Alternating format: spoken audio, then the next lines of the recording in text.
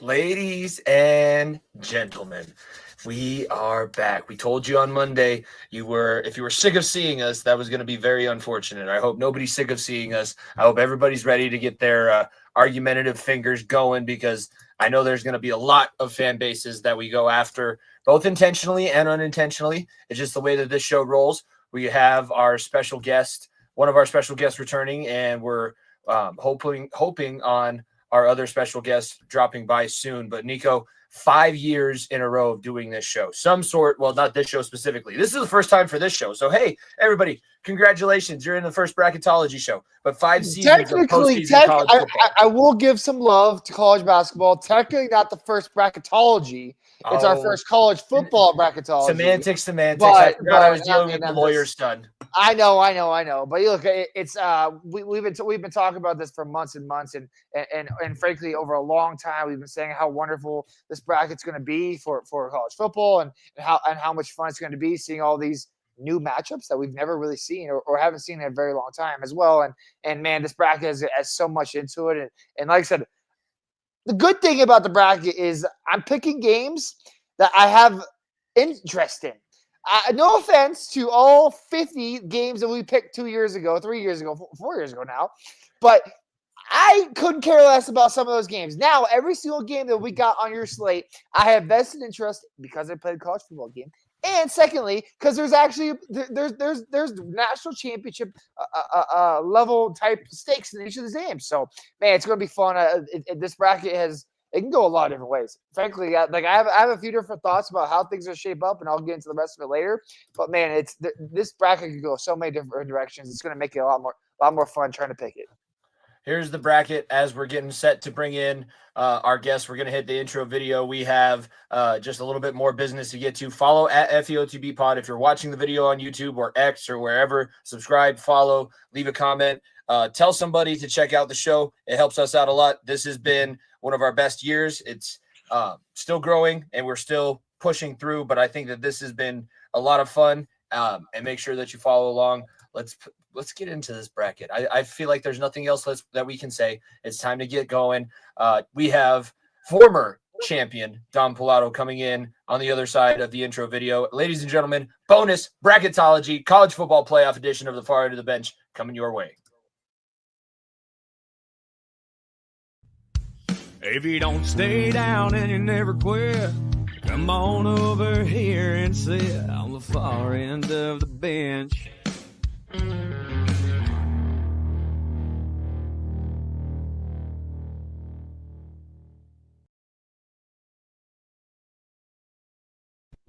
Tell a friend to tell a friend. He's back. Ladies and gentlemen, Don Pallotto makes his triumphant return. We have the crown. As the reigning champion. Not as the reigning champion. Ever. Not as the reigning champion. The guy who doesn't watch a lick of college football until it means something. A guy who is currently streaming an NFL game during a live college football show.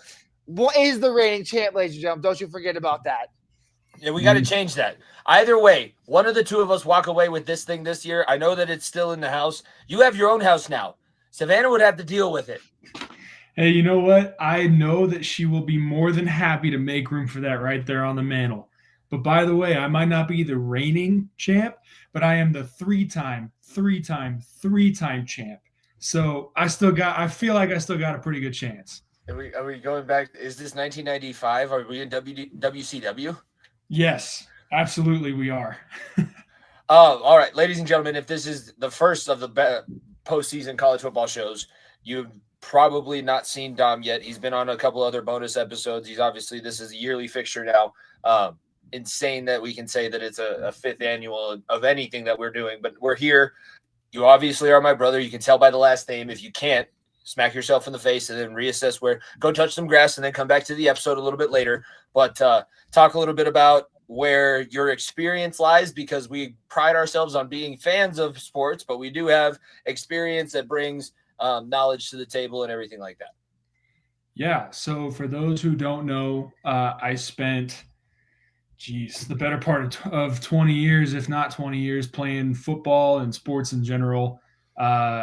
Graduated from Cherry Creek High School, went up and played at the University of Northern Colorado for a few years, went down to Colorado State University Pueblo, played down there, learned the game from a lot of different people, everybody from pretty much all over, and really just kind of tried to be as much of a student of the game as possible. And so even though I am a fan of the sport, I do also kind of consider myself on the way to hopefully becoming an expert. So that's why I love getting to pick these games.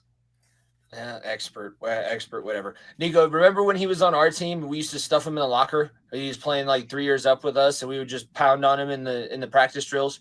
I'm not going to emphasize the hazing techniques that happened 10 years ago, but yes, look, unfortunately for Dom is like we don't call ourselves experts. I'm not a fighter. I never claim to be a fighter, and I'm not an expert, and I'll never claim to be an expert, but I'm still a damn champ, so I'll still wear that proudly. So yeah, I'm glad Dom can strive towards being an expert. I claim to be the idiot over here that somehow gets things right half the time. So yeah, look, this bracket, who knows? Because used to when we used to pick them, it was like games that didn't matter, and now we're picking games that matter and brackets that matter in terms of who's going to play who. It wasn't just okay, this team's going to play this team in the final, and that's it. And Dom usually got these bonus points for always picking the national champion because he was really good at that, and no one else could do anything else. So now there's a little bit of more juice in around the meat, as we like to say. Okay, a little more juice around the meat, a little more chances for comebacks, some weird scenarios, because now we have the college basketball level of college football bracket. So it's amazing. It is. It's a different level this year. And it's going to be bigger next year because I feel like this is maybe the only time we see 12 teams, and it's going to be getting to 14 teams a little bit quicker.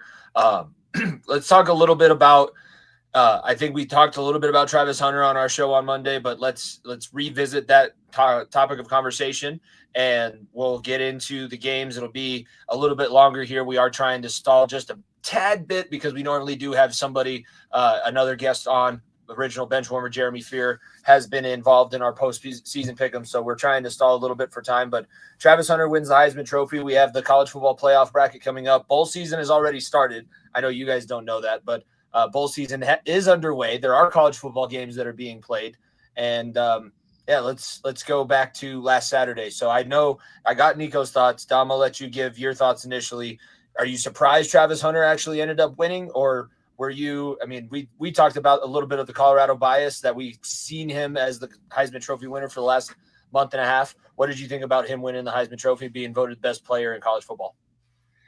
The first thing that I noticed when they were kind of trying to cover and have that last minute coverage before they were gonna go to the awards and all that different stuff is pretty much everybody who was up for that honor had some sort of a stake or some sort of an argument for them to possibly be the winner. Now, that being said, am I surprised that Travis Hunter won? Not necessarily, mainly because not only has he played both sides of the ball all season long, he has done very well on both sides of the ball all season long.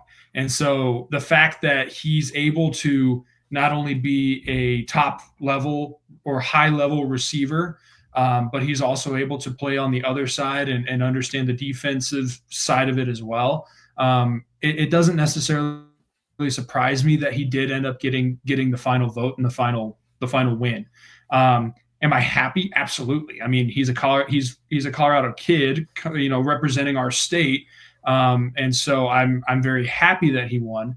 But I think that it was one of the most interesting kind of races that I've seen in a little while when it comes to the Heisman Trophy.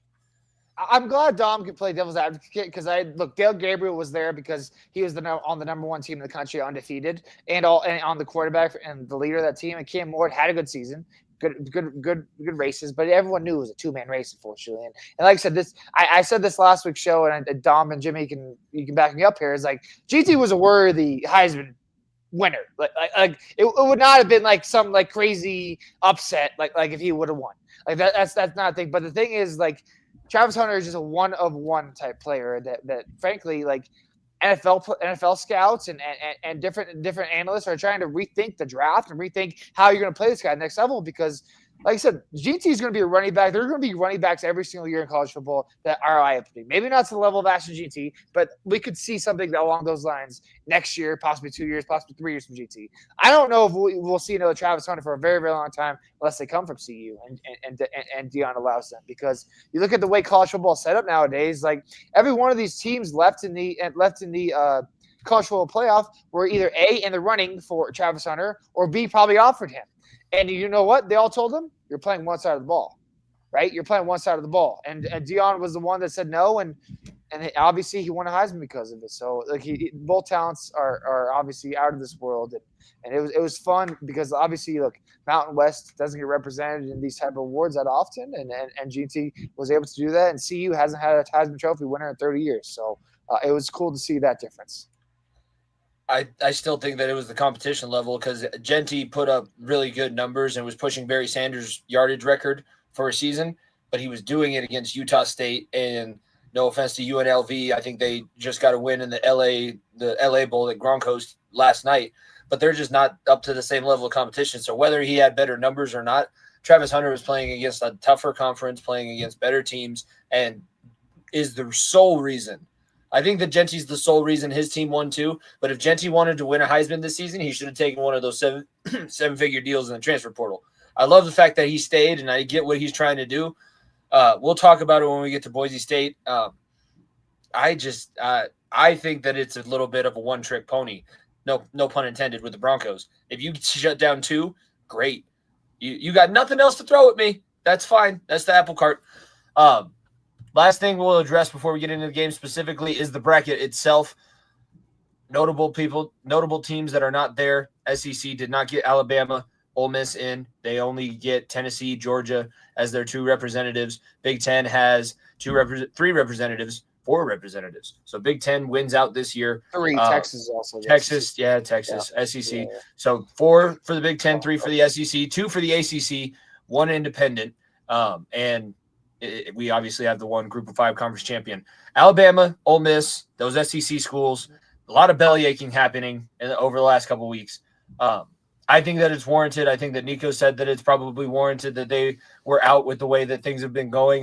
That's kind of the sentiment. We might as well get on board because the games are happening, whether we like them or not. So let's get on board and figure things out. I am interested. I want to get your guys' takes. Anybody that was anybody left off that literally would have legitimately had a chance to win a national title? I mean, I would argue and say if Alabama was an SMU spot, I feel like they could have beat Penn State. I feel like they probably would have beaten Boise State, and they could have been in the semifinals. I would go that far. I don't know if they beat Georgia a second time around. I don't know if they beat Oregon. I would argue that Ole Miss. I'll even throw South Carolina into that. Their hot streak at the end of the season. Like I think South Carolina, Ole Miss, and Alabama. Obviously, I don't think that one of those would have won. I do think that they each would have had a good shot to be either A, playing in the national championship game, or B, having that Final Four bid. I don't know. With what Alabama showed me against Oklahoma, against Vanderbilt, was like they obviously played down to the competition. But what I saw against Georgia, what I saw against Tennessee as well, is like they played level.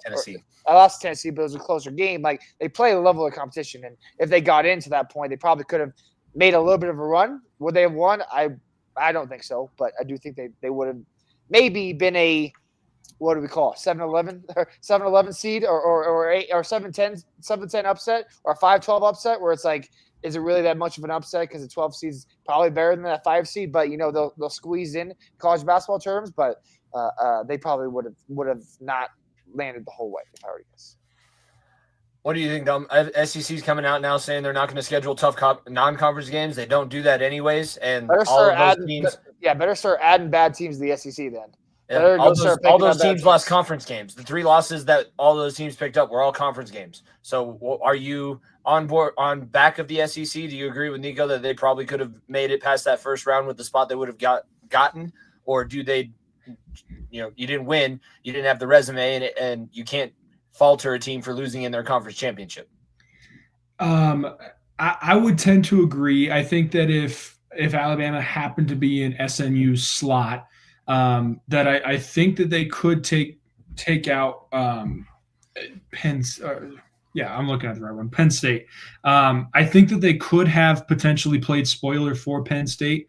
The thing that I'm a fan of is the fact that they still didn't make it in because they didn't show the dominance that they have over the last however many years. Now, obviously, this is a different Alabama team that we've been watching this year.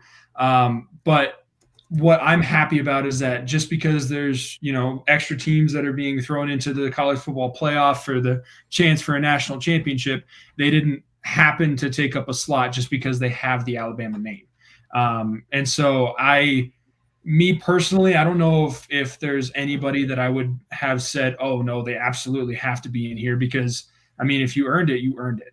Right. And I would honestly say that SMU, they earned their way into this chance that they have. Same with, Boise and Arizona State and all these other teams who we haven't seen on this big of a stage because there wasn't that opportunity. But I would agree. The only other thing that I would add is there's a possibility that even if they would have taken SMU's spot, we would have seen a first round exit or a quick exit, just because they really have been playing down to their competition.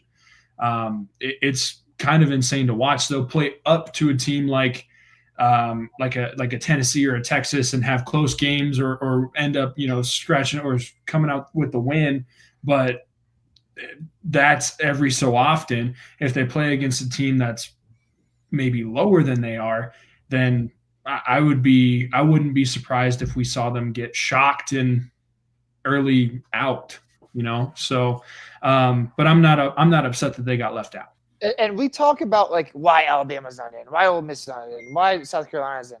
Let's not forget SMU was one of the best teams in the country. They were a team that was slotted in for a first round bye. They were frankly going to be that third team that had a bye before they lost. Like Boise State didn't dominate their last couple of games, and SMU in their first full season in the ACC dominated. Right, they ran the table, and obviously Dabo Swinney has a lot of experience in big time games, and obviously they just faltered right at the beginning of that game. Obviously they came back and made that run, but who's to say that SMU couldn't beat Alabama, couldn't beat some of these teams? Because, like I said, ACC wasn't as good as other conferences. There's no denying that. But when you look at the level of the teams they have beaten, there's no wonder why they were going to have a bye originally slated in. Why Arizona State would have been that last team in as opposed to Clemson. This is a good topic, because the last thing that we'll touch on before we get to first game is going to be Tennessee and Ohio State, because it's the 8-9 matchup. So technically the closest seeded matchup that we're going to see. What is if you did not have to make picks based on winning or losing the competition, if you were going to go as wild as possible, not the coin flip bracket that you do for March Madness, but just thinking outside the box, who is the hottest team that you are, as other teams in this bracket, who is the team that you are trying to avoid like the plague? Who is the team that you do not want to play? I'll go first. It's Oregon. It's 100% Oregon. If Oregon is his first round exit, this bracket is as open as possible. Georgia obviously is playing a backup quarterback, so it doesn't scare me a ton. Notre Dame is maybe Notre Dame. I'll throw Notre Dame in there because they really haven't played a ton. We're going to disagree a lot. I don't know. There's I don't know. Look, half of these teams already have lost in the last 2 weeks, 3 weeks. That's I'm just speaking specifically about Notre Dame. We are very different on Notre Dame. There's been a lot of like I said, Ohio State has a loss 2 weeks ago. Tennessee has a loss 3 weeks ago.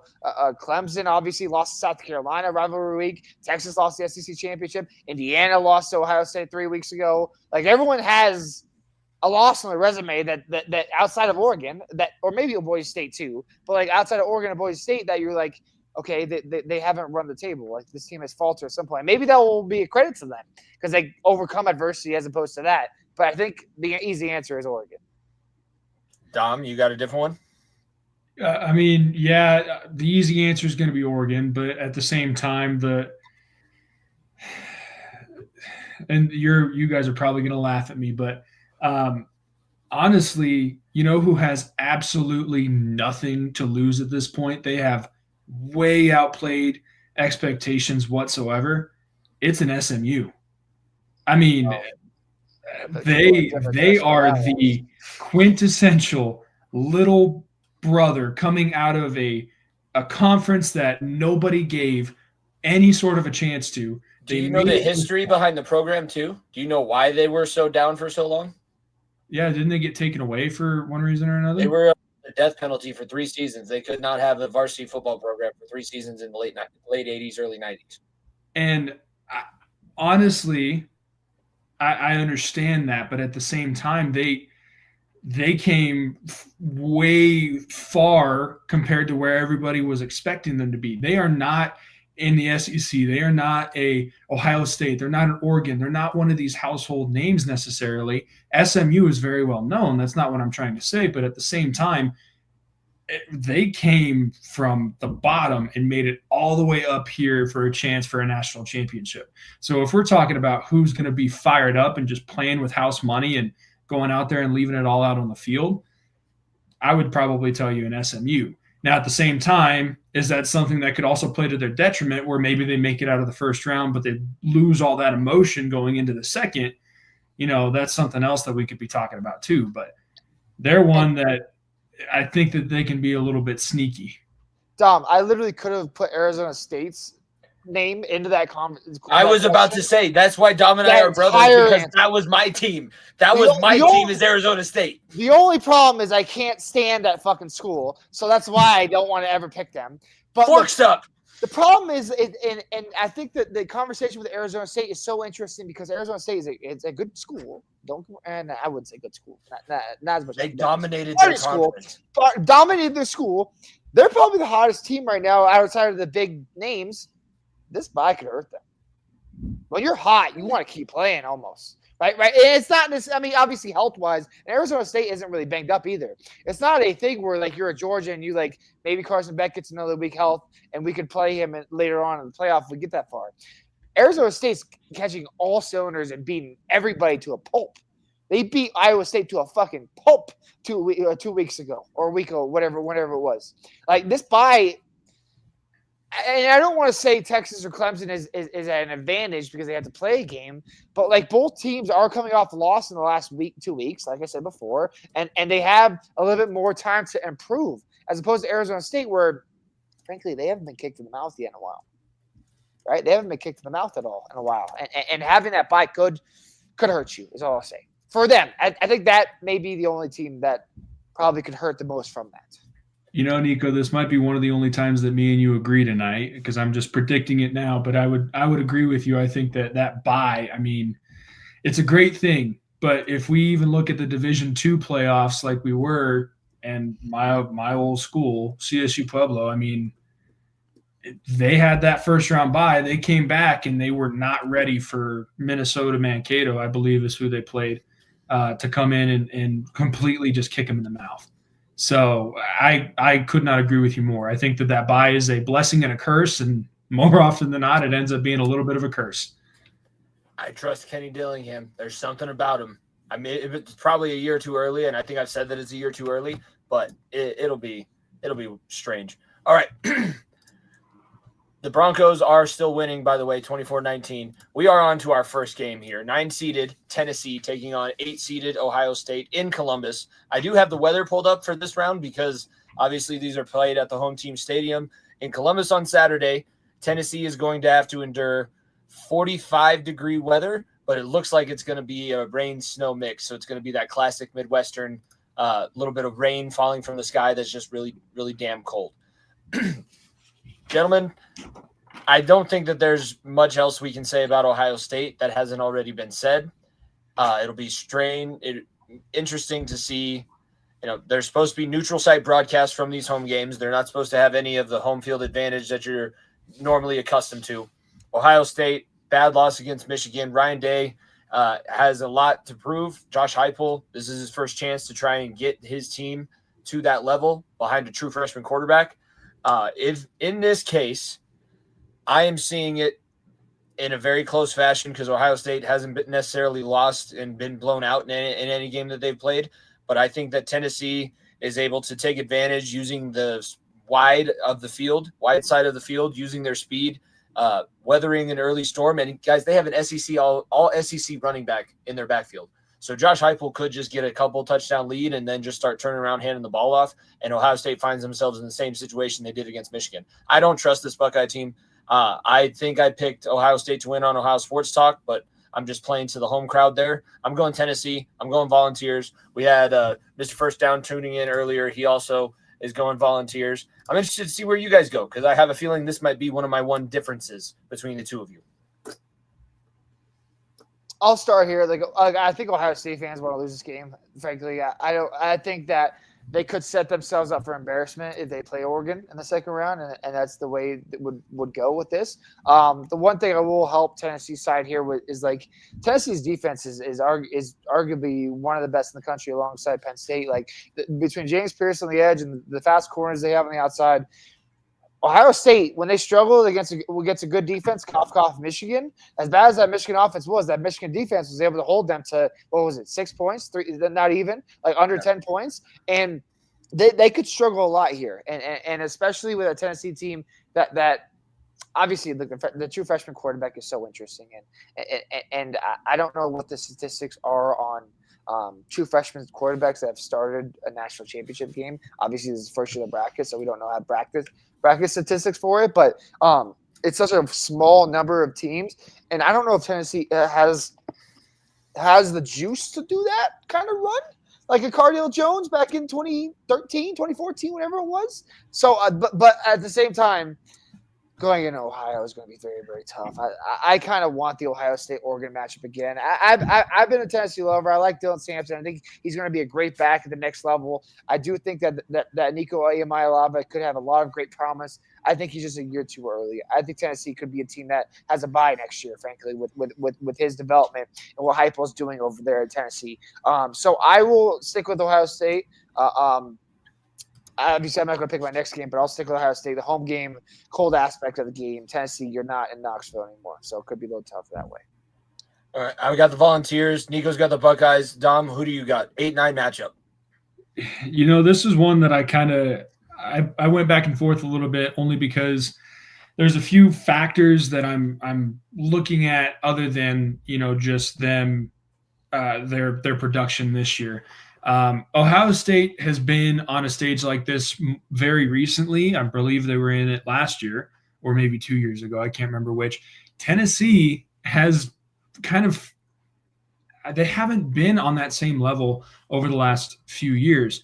But that being said, looking at the Tennessee offensive production, 545 carries, 2,784 rushing yards. That's an average of 5.1 yards a carry. Not only can they run this football, they can actually take control of the game and keep control of the clock. And like we were saying, that Tennessee defense is insanely well put together. They have about 30 sacks on the season, and they have 760 plus tackles.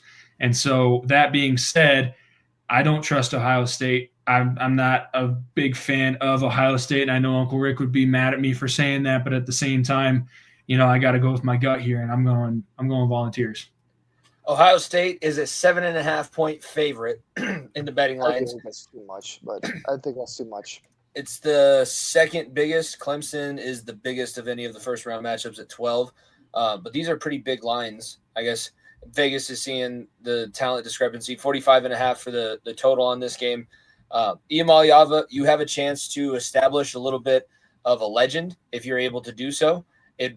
I want it to be a close game. I have the score 28-24. I think that Tennessee is able to score touchdowns, and Ohio State has settled for too many field goals. That's just kind of where I'm sitting for that one as well, along with Dylan Sampson. Moving forward, 10 seed Indiana, the Hoosiers taking on their in-state rival, the Notre Dame Fighting Irish, who steal the 7 seed as the independent, no conference championship game. Kurt Cignetti, he won a lot this year, lost just to Ohio State, able to bounce back, handle business against Purdue. But their schedule looked a lot different at the beginning of the season. Now we know it was a cupcake schedule. You didn't realize Michigan was going to suck. You didn't realize Minnesota was going to be as up and down as they were. And, Ohio State kind of took it to you. That was your first big test on the road. Now here's your second. So we're going to have to see, is Curtis Rourke, are all of these D1 AA transfers trying to make a name for themselves? Can they step up in their level of competition? I I don't have a lot of faith. I think it comes down to one position, and it's the quarterback position. And I have so much more faith in Curtis Rourke over Riley Leonard. It is insane. Riley Leonard did not throw a touchdown pass for the first 3 weeks of the season. Marcus Freeman has not been good in his big moments as Notre Dame head coach right now. And Kurt Cignetti has been on a staff that's made a run before. He has not been the head guy, so it is going to be different, but he's been around Nick Saban when he's made these deep playoff runs. I see Indiana making it to the next round with a 28-0 shutout over the Notre Dame Fighting Irish. I'll take the first crack at this one. I don't know about a 28-0 shutout. I think that this game is going to be very interesting to watch. Looking at some of the offensive production that Indiana has had this season, I mean, they're relatively close to balance between the run and the pass. They do very well in both facets of the offensive game. They have about 460 carries and they have almost 250 pass attempts, which is the balance that as an offensive lineman, I love to see, because that tells me that you put your faith in the big guys up front. And not only have they shown production on that side of the field, they also have dominated in games that they should dominate in. Yeah, their last loss was to Ohio State, and maybe that one was their first test on the road. But they also took a team like Purdue, which I believe we all expected them to take care of, and they beat them 66-0. And so, in my opinion, I think Indiana is going to take this one. I don't know about a 28-0 shutout. I'm thinking it's more like a 28-14 or maybe a 28-21 because Notre Dame does also do very well on the offensive side of the ball. But I think Indiana takes it. I'll be the one different here again. I'll take Notre Dame here. Look, Indiana, if you take Ohio State game out of the schedule, they have the 60th or 70th ranked strength of schedule in the country. Right, and you look at that. Obviously, they got their ass kicked by Ohio State. They were able to make it a game at the end of the game a little bit, but Ohio State kind of ran up and down the field on them, and that's where my big red flag pops up. And Notre Dame, obviously, they haven't really beat anybody of significance. USC is probably the only win that has been worth a shit for that matter. But I don't know. It's as neutral site of a game as you can get. Obviously, both teams in Indiana, both teams are about, I think, 100 miles from each other. It's not far at all. So it's going to be a little bit of rivalry, the game there, in terms of in-state juice and in-state rivalry and kind of fun. So it should be a great game. I'll take the bait and go Notre Dame. Notre Dame has lost to Northern Illinois at home this season, boys. Which was 4 months ago also. So I get that it's a long time ago. It is still the worst loss. There was still 3 months of college football left to be played. It's the worst loss at home of any other team in the country this season. So I don't think that it's necessarily going to play a factor, but it is possible because people have seen it happen before. Talked a lot about this team. We're moving on to Penn State. They are going out to Pennsylvania in Happy Valley. The Ponies taking on the Nittany Lions. Bo Pribula, the backup quarterback who did get a lot of playing time for Penn State, did enter the transfer portal, but I believe there's so many different rules and regulations and weird situations. He kind of had to. He did, but I think that he's still able to be around the team. Like, I think that he's still able to They have to change the rule. They have to change the rule to move the transfer portal after the national championship game. Because there's Alabama guys that are already committed to CU. Like there's the I think it's Liberty or maybe it's Louisiana Tech quarterback who was pretty good this year, already committed to CU. Like it's just like, what are we fucking doing? Like it's they need to change it. They have to. Well, looking at this one, I'm going to let you guys pick first. Nico, what do you got for 11 versus 6? Look, SMU, it's a great story. If they're gonna get popped by 21 points in the first half and go a goose egg up against Clemson, I struggle to think that they're going to be able to compete in Pittsburgh, or not Pittsburgh. Where the fuck is it? In Pennsylvania, Happy Valley, Pennsylvania, against a team in Penn State that obviously got the best draw they could have gotten. I'll take Penn State, and frankly, like it's not going to be Drew Aller or Drown or whatever his name is to lead this team. It's going to be the running game of SMU not be able to control it. So, and look, this Penn State defense is still one of the best in the country as well. SMU's offense, as much fun as they've had and how much success they've had, Penn State will dominate that line of scrimmage, and I'll take Penn State with ease here. Tom, who you got? It's difficult to not acknowledge the fact that Penn State has done extremely well this season. I mean, they have almost 500 carries for 2,600 rush yards and 250 receptions for over 3,000 yards. So it's very difficult to not, acknowledge that. But at the same time, SMU has also shown some pretty strong stats as well. I understand SMU is coming out of a conference that a lot of people are writing off, and rightfully so. I mean, compared to a lot of these other schools that like Penn State and Ohio State and Tennessee that they play, it's difficult not to do that. I'm going to go ahead and I'm going to follow the story. I'm picking SMU. I'm also on the thinking a Nittany Lion upset, 27-24, because James Franklin, when he plays, this is technically a top 25 matchup. He does not play very well and lost to Ohio State earlier. They also had a very bad strength of schedule, and the two really good teams that they played took it to them in the first half. I don't know if they'll be able to make a heroic comeback, but if you have to make a comeback in the first half or in the first round, I don't necessarily have much faith in you moving forward. I think that the Nittany Lions are rife for an upset in that spot. Moving to our last game, we have the ACC champion, 12-seeded Clemson, taking on 5-seeded SEC runner-up Texas. We saw a little bit of Arch Manning. We didn't see as much as some of the Texas fans would have liked, especially with the way they struggled. We did see Texas's defense. They are still very good. I think that's going to be the biggest X factor in this one. Dom, who are you picking first off for Texas versus Clemson?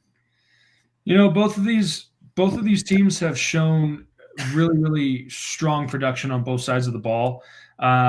Specifically looking at defense, Clemson has 815 tackles, 33 sacks. Texas has 825 tackles with 38 sacks. I think for me, over the last 2 years, they've kind of made a believer out of me. Clemson has shown up in the playoff before for the national championship multiple times and have obviously done very well. However, I have faith in the Longhorns. I'm taking Texas. Nico, who you got? Look, I've you guys have both picked 3 underdogs already, 3 road teams to advance, and I think that one thing I've learned from picking college basketball March Madness games religiously for about 27 years of my existence is that the home teams in scenarios and like having these neutral site games, that's where upsets can happen more. I find it very hard to believe that Clemson is going to be able to win this game. Like I said, Clemson was a good story. Like you were able to sneak yourself in. Texas, frankly, could have been the number 2 seed very, very easily. Their only losses this year were against the team who has the second bye. So look, the Texas Longhorns. It's weird that we're talking about Texas like this, being like, oh well, they could get upset this round. Oh, they could make an upset that round. It's all because Quinn Ewers really hasn't shown the strides and having that guy. It's like having a shadow behind you, being like, oh shit, that guy's right behind you. And in Arch Manning, he could take your job at any second if you start fucking up. And the belief really just hasn't been in Quinn the whole entire season, and that could hurt them in the long run. But it's not going to hurt them against a team that, frankly, Clemson's lucky to be there. So I'll take Texas. I'm not picking the upset in this one. I think this is the biggest lopsided matchup of this entire first round. And I've said decent things about Clemson this season, but that was against ACC competition, and this is a different level. So I'm also picking the Longhorns. I have them 21-10. For the next rounds, we obviously will have to remind people what the matchups are going to be from our picks. So we'll just go quickly. We don't have to talk about this individual games, just relay our matchups for quarterfinals. Then we'll talk a little bit about where the games are taking place, because these are the New Year's 6 bowls that are taking place when we get to the second round at December 31st to January 1st. So New Year's Eve to New Year's Day. Quarterfinals, I have Texas and Arizona State 5-4 on the top side. Tennessee and Oregon 9-1. SMU, Boise State 11-3 in the Fiesta Bowl. Indiana number 10 and Georgia number 2 seed in the Sugar Bowl. Nico, your games. What would your second round matchup be? Ohio State, Oregon, a rematch of what we thought was going to be the Big Ten championship before Ohio State fumbled back versus Michigan. Texas, Arizona State, Georgia versus Notre Dame, and then Boise State, Penn State. Dom, who are your 4 games? I have Tennessee, Oregon, Texas, Arizona State, SMU, Boise State, and Indiana, Georgia. Okay, so Dom and I have 3 of the 4 same matchups. Nico's the only one that has the Buckeyes taking on Oregon in their rematch. I'm going to have us pick what's the game that we're most excited that we predicted for this round's matchup. So, Nico, what is the game that you're most excited to see? Is it an interesting matchup that we haven't really seen before? Is it what you think is going to be the best game of that second round quarterfinals matchup over the New Year's Six? What are you most looking forward to? My most intriguing game is Oregon versus Ohio State. Oregon, obviously the game back in, I think it was October, maybe it was early November, was a barn burner. It was a fun game in Oregon, and this game could have a lot, and I mean a lot of things on the line. If you're Ryan Day, if you're the likes of Ohio State against Oregon, and with how well Oregon has played, does this bye come to hurt them? Does Ohio State have that Michigan loss come back to bite them in the ass? I think it's going to be a great game. I have Oregon winning. I think Ryan Day will get the boot, and I think Mike Vrabel will go back home to Columbus. Everything's leaning that way. But yeah, I love to see that matchup again. Out of the other 4, look, I'll just go down the list of what I got. Texas versus Arizona State. Congrats to Arizona State. It's a cute story. You had a nice run. You had a nice run. Big boy Texas football is coming into town, and then they'll roll through. In my opinion, I have Notre Dame, Georgia. Notre Dame is softer than Georgia. Even with Stockton at quarterback, he showed that he can move the ball down the field a little bit stronger in terms of arm throwing, and maybe not as accurate, Carson Beck, and that's probably not saying a whole lot. So I'll take Georgia because they're running game, their defense, and then Penn State, Boise State. Ashton GT, welcome to the Big Ten type of defense. Give me Penn State when it be knocking off Boise. You're buying into the Penn State draw. They do have technically on paper the easier side of the bracket. So I see the logic in your picks. I'm not going to sit here and tell you you're wrong about any of them. Dom, your favorite game that you predicted, what matchup are you most excited about? I think the one that's most interesting in my bracket is probably going to be the Texas-Arizona State game, mainly because this is something that it's not a conventional game that maybe we either expected or that we've seen before. I have Texas winning that one. I feel like Arizona State, it's a great story. You've done very well for yourselves, getting all the way up to the number 4 team, seated in this playoff. But at the same time, I feel like Texas has been showing us for the last 2 years that they're building a great program. And I'd also like to kind of point out, like we were talking about Ewers and Manning.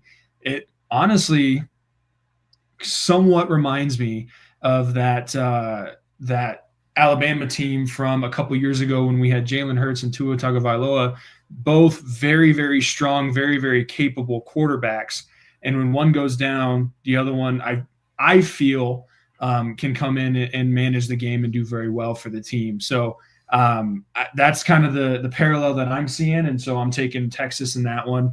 The rest of my round is Tennessee, Oregon. I picked Oregon on that one. I feel like Tennessee will make it past Ohio State, but Oregon is a juggernaut, and it's going to be very difficult for anybody to beat them. I don't think Tennessee is the one to do it. SMU, Boise State.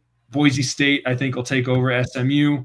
I think SMU, if they make it out of the first round, that's a great story, but Boise has been very dominant throughout pretty much the entire season.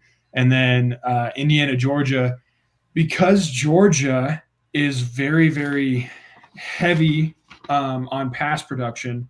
The reason why I ended up picking Indiana is because they like to get after the quarterback.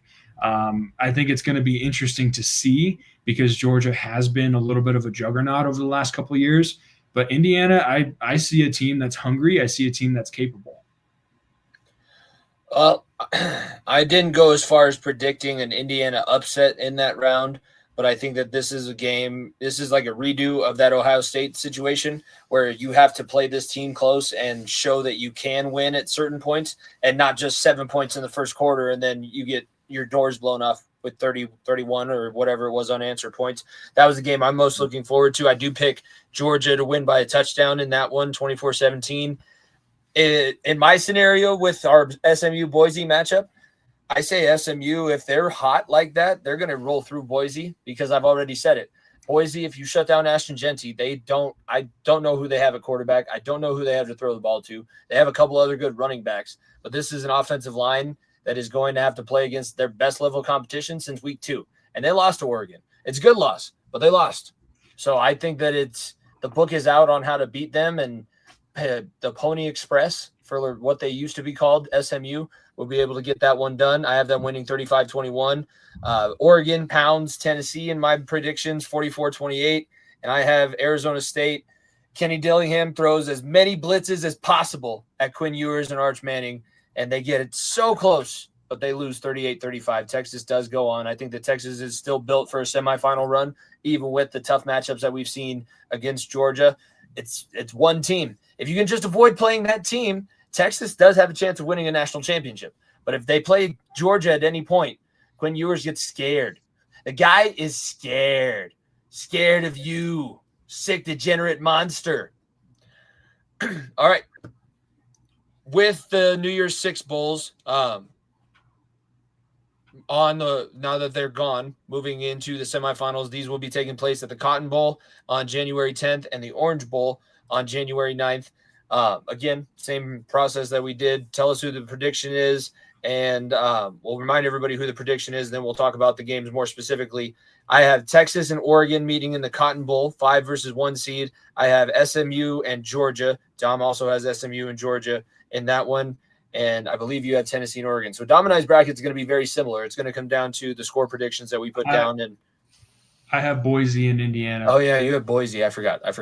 You have totally different. Yeah. Why am I doing this again? Why do I host here? You have Texas and Oregon though, right? I do have Texas and Oregon. Yeah.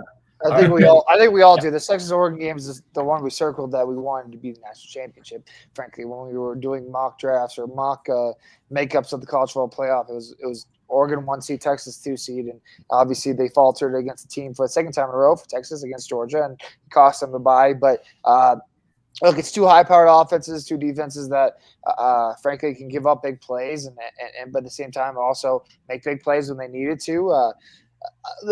So with my matchups, I'm riding the Oregon coattail until it fucking dies. I believe in what Oregon's doing, and I believe what Dylan Gabriel and that team is building off of the last couple of years. A team that obviously had been around the top 10 for the last couple of years, but not been able to break through and be that top school in the country, like when they had Mariota way back when. So I do think that they take that next step.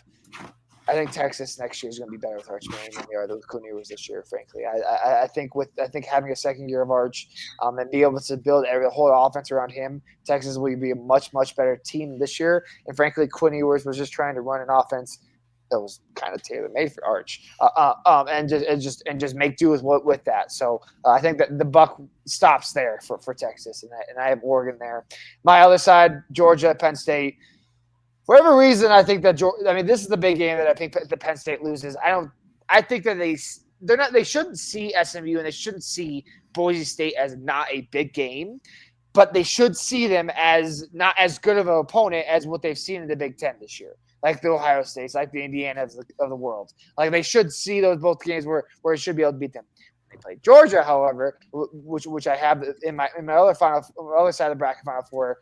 I think that's where the big game jitters come out, and that's where they struggle to run the ball against the Georgia defense that's probably just as good, if not better, than Penn State. Maybe 1-2, 1A, 1B type of team there, defensive wise, and then this running game from ETN.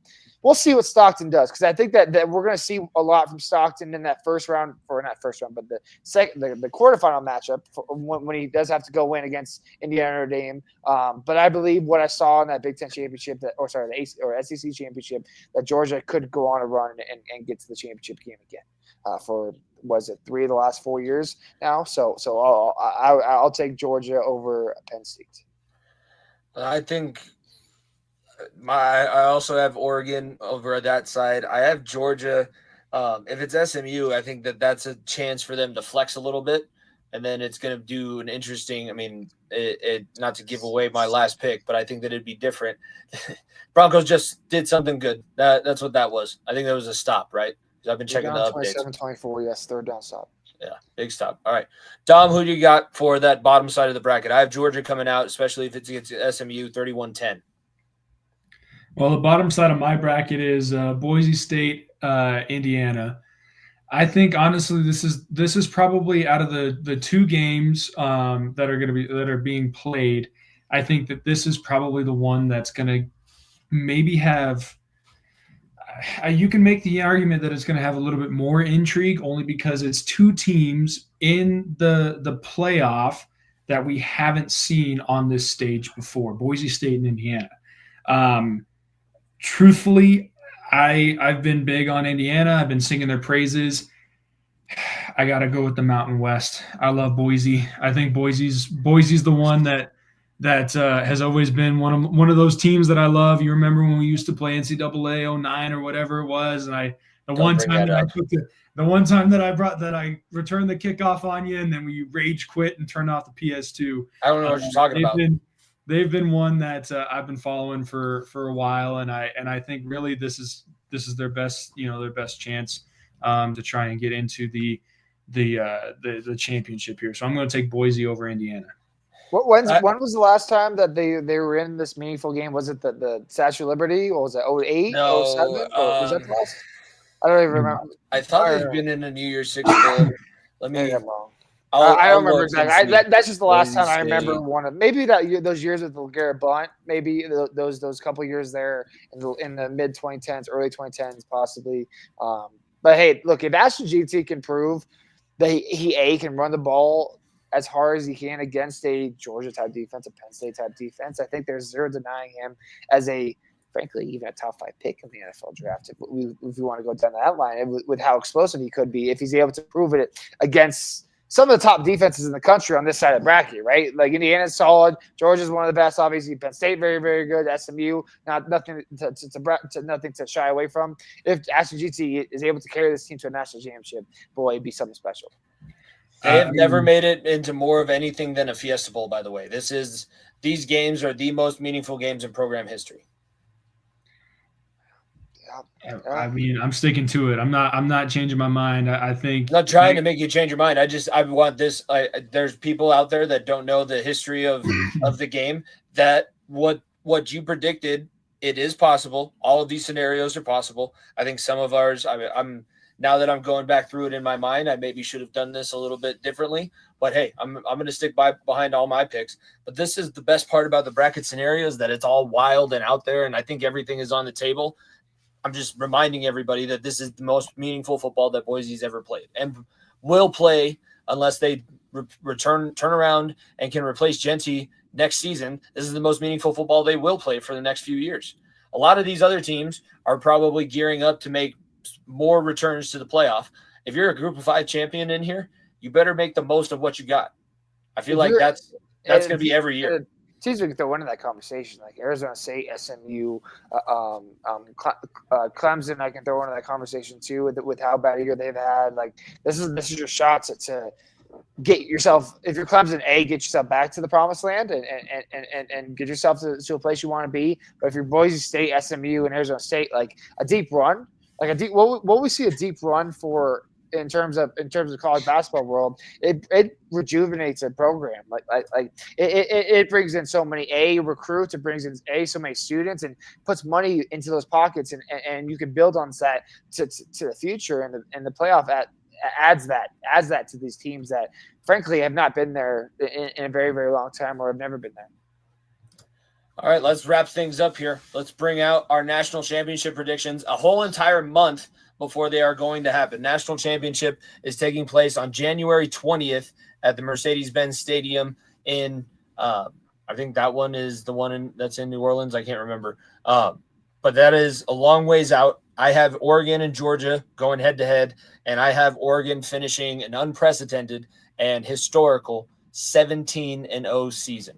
That would be more than the New England Patriots when they were undefeated going into the Super Bowl. That would be the longest undefeated season in American football at this high of a level history. So Dan Lanning, I think that's somebody that we haven't talked about so far yet on this show, but Dan Lanning is a mental X factor. He is very mentally tough, and he has that team. Like him and Dillingham, I think could probably take their team in any situation, tell them to do something, and they would say, "Yes, coach. No matter what you need, coach. I need your help. We're gonna hurt some people. You can never ask me about it again, and we're gonna make some enemies. Whose car are we gonna take?" That's these teams. Dan Lanning has that Oregon team ready to fight, and they not only are faster than Penn State, but they beat them up front too. Their offensive line, now that they've gotten themselves figured out, is doing a lot of great things. Dylan Gabriel can make plays with his feet, and if it's Gunnar Stockton in a national championship picture against Dylan Gabriel, even if it's Carson Beck, who do you trust more out of the quarterback matchup? I'm going Dylan Gabriel 10 times out of 10. Unless Dom has one of the wildest fucking upset champions I've ever seen. I think we're all going to be lockstep here because I also have Georgia, I also have Oregon over Georgia here. Like I said, I'm not going to beat a dead horse. Dylan Gabriel is one of the best players in the country. This Oregon team runs the ball well. They throw the ball well. They play good, sound defense. I do think that their offense needs to get punched in the mouth, and if they get punched in the mouth against an Ohio State team again or against a Texas team in the semifinal, that would prepare them a little bit more for a Georgia team. That defense that just comes up and plays hard nose. But like I said, this is a year where I don't think a defensive team is going to win at all. I think Dylan Gabriel's offensive prowess and the way he gets the ball to his playmakers, it trumps over everything else. And like I said, unless Stockton has a Cardale Jones type of run where he just absolutely goes berserk against in the quarterfinal matchup and then in the semifinal matchup, it's hard to pick against the hottest team in the country, the number one team in the country, and everyone's and basically 95% of the country's picked to win the national championship. Let's not sugarcoat it. So I'll stick with Oregon. I think they're my 2025 national champions. Well, I mean, you said it, Nico. It's difficult to pick against the hottest team in the country. It truly is. Don't do it. Their offensive production is insane. It's very difficult to match. I don't know if I've seen a college team be as dominant as Oregon has been, other than the Alabama dynasty that we watched for so long over the last couple of years, and they've been producing some great NFL players over the last couple of years as well. The thing that's throwing me here, Oregon's offensive production is awesome. So is Boise State's. Boise State has 515 carries for almost 3,300 yards. Their defense also loves to get after the quarterback. And I know this is a rematch matchup as well. I forgot about that. This is a rematch matchup. It is a rematch matchup for me. Oregon, although they can run the ball and they do very well running the ball, they also rely on their pass game quite a bit, and it's one of the best in the country. Obviously, it would have to be if they're going to be the top team in the country. But the thing that's throwing me is Boise State has 51 sacks on the year. So they love to get after that quarterback. Their defense has done very well, not only wrapping up an open field, but making tackles in general. They beat a team that was very solid in their conference, UNLV, twice this season, relatively handily. Those were some of the most interesting games for me to listen to when I was out on my walks. But the other thing is their loss to Oregon was by 3 just a few weeks ago. And beginning of the season, months ago. Sorry, just a few months ago. I apologize. But to me, one of the most difficult things that you can ever do in sports is to beat a team twice, especially a team that kind of showed you, yeah, you are great, but we are just right there with you. And so I'm going to go ahead and pick the upset, Boise State. He did it. I thought I was going to be the wild card. And hey, he's normally the one that's right about these things, Nico. He got the entire state of Idaho behind him in 5 minutes. It's not unheard of for a team to go on this type of run, especially like I said, it's not even that big of an upset considering they're the 3 seed. Technically speaking, it's not even that big of an upset, but it would be it would be a different times in college football when we talk about conference realignment and how everyone feels like they have to join the SEC, they have to join the Big Ten, and then obviously they don't, and then a big Mountain West school comes in and wins it. That'd be, I mean, it's soon to be Pac-12 school. Let's not forget they're joining the Pac-12 next year with a handful of Mountain West schools. So no longer will be Mountain West school, but Mountain West school winning it all would be. Frankly, if they did it this year, I think I can stand on the fact that it may be the only time in at least our lifetimes a Mountain West school, whatever. 100%, it might be, and honestly, that's part of that's kind of going into a little bit of my decision making too. But at the same time, I think watching that game a couple months ago, but also I think that would be a very, very interesting and a very, very entertaining national championship to have as well. So I'm happy with it. It's a pseudo regional rivalry too. Idaho technically gets counted as a part of the Pacific Northwest sometimes. It's weird. It's strange. All right. Oh yeah. Remember the Alamo. Last game that we're picking, wrapping things up on this one, Alamo Bowl, only talking about it because the Heisman Trophy winner and all of the other awards that we listed on Monday, Travis Hunter, Shedeur Sanders, Shiloh Sanders playing their last games in Colorado Buffalo's Threads, and they are taking on the BYU Cougars. So another Big 12 team. This would have been inter conference matchup a couple of seasons ago, but this is intra-conference now. With Boise, they had the worst end of the season that you could possibly have thought of having. CU didn't necessarily have a stellar end to the season, but they did a little bit more. With this matchup, what are we thinking about Coach Prime's boys for the last time? CU's going to put on a show. CU's going to put on a show. They'll put up 50 points in this BYU team. BYU team had got their ass kicked the last game of the year. They were the shoe-in for a bye not too long ago, 3-4 weeks ago. I expect Shedeur, I expect Travis Hunter, I expect them to put on a show and show why Shedeur should be the number one pick in the NFL draft and Travis Hunter should be top 5 at minimum, in my opinion. And frankly, they're the more talented team. This is a CU team that has something to play for. Like I said, it's the first bowl game in I think 5 years. I think it's the last time, or maybe 4 or 5 years, however long it's been for CU. And I think that look, this is a different coaching style for Deion Sanders, different play style for this team. And I think they have some belief that, you know what, we're going to go out there and put a show why we frankly could have been a playoff team, or why if we would have played Arizona State in the Big 12 championship, we could have made a statement. So I expect frankly, I don't even know what the line is. I expect a 20-point blowout, possibly 30-point blowout, where BYU has nothing to play for, and CU has just outwills them to a point where they care a little bit more about this game. So I'll take CU. Yeah, I mean, the only thing that I have any real experience with coming out of BYU would be Zach Wilson, and I'm not happy with Zach Wilson. So his brother is a quarterback for the other Utah team. Yeah, well, and if you need any more evidence as to why BYU is the way that they are, you can look at the Wilson family. Anyway, I'm not going to pick against the hometown boys for us this time.